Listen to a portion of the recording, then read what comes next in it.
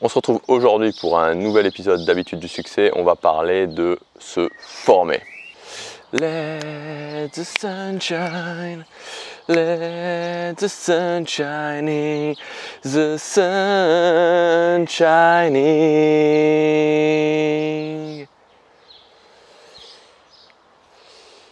C'est parti.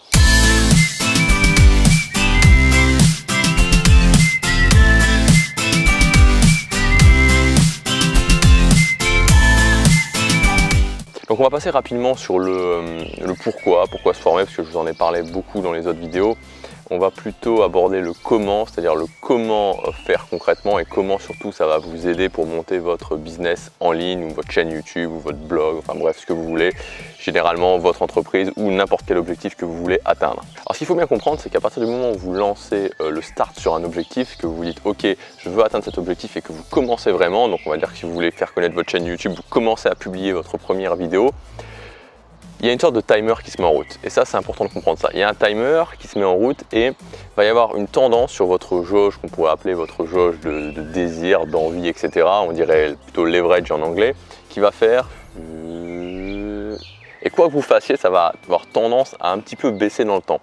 Et donc l'idée, ça va être d'avoir des éléments probants qui vont vous permettre de faire petit à petit remonter cette jauge. Des éléments positifs qui vous font dire « Ok, je suis sur le bon chemin ». Alors dans la vidéo d'hier, je vous parlais justement du fait qu'il ne fallait pas trop attendre de résultats extérieurs et qu'il fallait se donner ses récompenses soi-même. Mais l'idée en fait, c'est qu'il y a une différence entre se poser la question tous les jours « Pourquoi j'ai pas plus de vues ?» et se démotiver à cause de ça, et avoir toujours 20 vues par jour sur sa chaîne au bout d'un an et pas changer de stratégie. Vous voyez, il y a une petite nuance, c'est-à-dire qu'au bout d'un moment, au bout de 3, 4, 5 mois, il faut quand même qu'il y ait des éléments probants qui vous disent que vous n'êtes pas en train de taper contre un mur comme un bélier et que vous faites des choses qui permettent de dire que vous êtes sur le bon chemin. Sinon, au bout d'un moment, il faut quand même se poser la question de changer de stratégie. C'est-à-dire qu'il faut prendre des décisions, il faut tenir à certains moments, mais il faut aussi de temps en temps faire des checks pour se dire peut-être que je devrais un petit peu modifier ma stratégie. Donc il faut bien comprendre ça. Vous devez avoir des éléments probants qui vont vous permettre de dire ok je suis sur le bon chemin. J'en parlais justement dans la formation sur les habitudes. Je vous expliquais comment mettre en place pour chaque habitude des éléments, des instruments de mesure qui vont vous permettre de mesurer vraiment votre progression.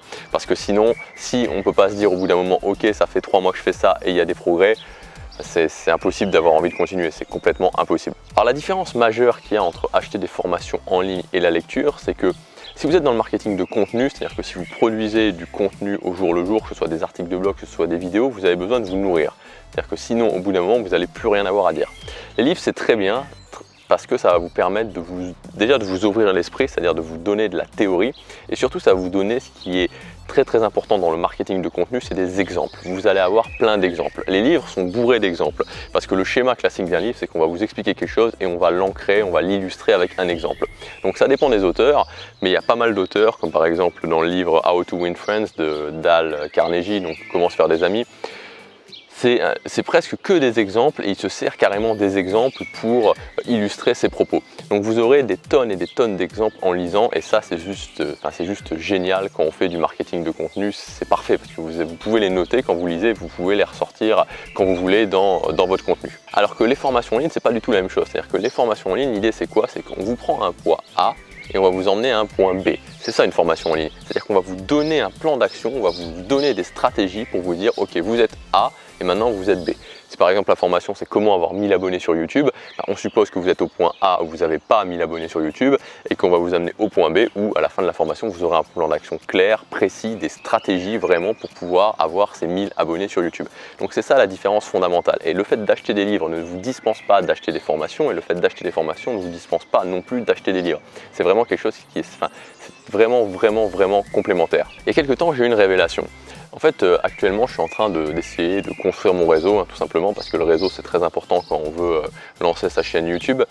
Et j'ai de plus en plus d'abonnés, donc ça me permet d'avoir de plus en plus de crédibilité. J'ai aussi de plus en plus de vues par jour, ça me permet aussi d'avoir plus de crédibilité. Donc là, je vais peut-être un petit peu stopper parce que je vais partir pendant 2 mois entiers. Mais en septembre, je vais vraiment recommencer à ce niveau-là, accélérer même. Et en plus, c'est génial de parler, de rencontrer des gens comme ça qui font la même chose que vous, qui ont les mêmes objectifs que vous. C'est juste super, on rencontre des gens très inspirants. Et donc, Je parlais à cette personne-là, ça m'a mis une claque quand j'ai compris à quel point il se formait. Quand il m'a dit voilà moi ce que j'ai investi concrètement en formation, et là on parlait de plusieurs milliers d'euros et on parlait même en fait de plus de 10 000 euros, plus de 10 000 euros. Et je me suis dit, mais c'est logique que cette personne-là ait autant de résultats, c'est logique que dans cette niche-là, c'est une niche qui est compliquée, cette personne-là ait autant de résultats quand on investit autant sur soi, quand on se donne la permission d'investir vraiment autant sur soi. Parce que quand vous faites ça, quand vous investissez massivement sur vous, qu'est-ce qui se passe? Non seulement vous allez avoir profusion de stratégies, d'idées à mettre en place, à tester, ça va vous permettre d'avancer beaucoup plus vite, mais en plus, quand vous vous donnez la permission de vous faire autant confiance finalement, parce que vous vous faites autant confiance, c'est-à-dire de vous dire ok, je sais que je peux miser sur moi à ce point-là, je peux investir 2000, 3000, 4000 euros sur moi, vous allez vraiment débloquer la case dans la tête, ok, je sais que c'est vraiment ce que je veux, et surtout, vous allez débloquer le fait de se dire j'ai tellement investi sur moi, je me donne tellement la permission de réussir mon objectif que j'ai plus le choix. Je sais que j'ai tracé un chemin, maintenant je suis en train de tracer un chemin et je dois absolument continuer, je dois continuer. On ne peut pas, à un moment donné, quand on a quelque part, quand on a pris autant de risques aussi, parce que forcément pour investir ce type de somme, il faut prendre des risques, quand on a pris autant de risques, clairement, on ne se laisse plus le choix, on sait qu'on va réussir, on sait qu'on va mettre tout en œuvre de toute façon pour réussir, parce que abandonner, ça serait se dire j'ai dépensé tout ça pour rien, j'ai autant investi sur moi pour rien.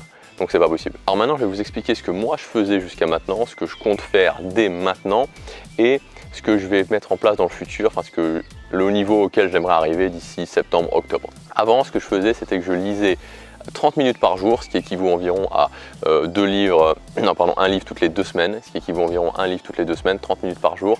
Je suivais une formation par mois et je faisais 2 heures de coaching par mois. Maintenant, ce que je compte faire, c'est lire 1 heure par jour, ce qui va me donner un livre par semaine, donc 4 livres par mois. Je compte suivre 2 formations par mois, donc une formation tous les 15 jours et je vais maintenir ces 2 heures de coaching. Ce à quoi j'aimerais bien arriver entre, on va dire, septembre, octobre, parce que ça va déjà être assez challenging de faire ça pendant l'été. Mais ce à quoi j'aimerais bien arriver à partir de septembre, octobre, ça serait lire 2 livres par semaine, donc ça me fait environ 2 heures de lecture par jour. Ensuite, suivre une formation par semaine et avoir une séance de coaching tous les 10 jours. Et en faisant ça, je sais que c'est obligatoire. Je sais qu'en investissant comme ça sur moi, en investissant massivement sur moi, je sais que je vais réussir mes objectifs. Et mon idée, c'est même d'aller plus loin, c'est que pendant toute cette année, tout l'argent que je vais gagner grâce à cette chaîne YouTube, donc grâce à la chaîne YouTube Gabriel Clément, tout cet argent sera réinvesti sur moi, sur ma formation pour atteindre mes objectifs au niveau de cette chaîne YouTube. Donc l'intégralité de ce que j'ai gagné déjà et de ce que je vais gagner va être réinvesti à 100% là-dedans. Alors maintenant, j'aimerais vous donner un petit exercice pour conclure. C'est tout simple. C'est pendant un mois, alors c'est un petit peu astreignant, mais vous allez voir que ça donne des bons résultats. Pendant un mois, vous avez un petit carnet toujours sur vous, vous notez toutes vos dépenses, mais vraiment toutes vos dépenses. Ça va du chèque que vous faites pour le loyer jusqu'au café que vous pouvez prendre dans un bar ou au coca que vous allez prendre dans un bar ou peu importe. Vous notez tout et vraiment tout. À la fin du mois, vous regardez ce carnet et vous dites ok, quelles sont les dépenses que j'aurais pu éviter et qui sont moins importantes que mon objectif principal. Et vous éliminez toutes ces dépenses. Et vous allez voir combien il va vous rester. Moi, ce que je vous conseille pour démarrer, c'est de lire un livre par mois et de suivre une formation par mois. Ça va vous coûter entre 60 et 100 euros par mois. Ça dépend du prix des formations, ça dépend du prix des livres. Alors si c'est des grosses formations qui coûtent plus cher, vous pouvez faire ça sur 2 mois, parce qu'en général, c'est des formations plus longues. Mais d'investir sur vous au moins 100 euros par mois. De vraiment faire ça. Et tout le monde peut tailler dans ses dépenses pour investir sur ce qui est vraiment important, sur ses objectifs. Donc investir dans des formations évidemment qui sont reliées à vos objectifs. Soyons très clairs, ça va être des formations qui sont pile reliées à vos objectifs et des livres qui sont aussi reliés à vos objectifs. J'ai créé cette chaîne YouTube où l'idée c'est de recentrer son attention sur le quotidien. C'est mettre en place des habitudes qui vont vous permettre d'arriver à vos objectifs en prenant des petites actions automatiques tous les jours. Donc je vous invite à vous abonner en cliquant sur le petit bouton où il y a noté Gabriel Clément juste en bas à droite de cette vidéo. Comme ça, vous pourrez recevoir tous les matins directement quand vous vous connectez sur YouTube mes vidéos qui vont vraiment vous donner un bon coup de pouce pour commencer votre journée. Prenez action maintenant, chaque jour compte.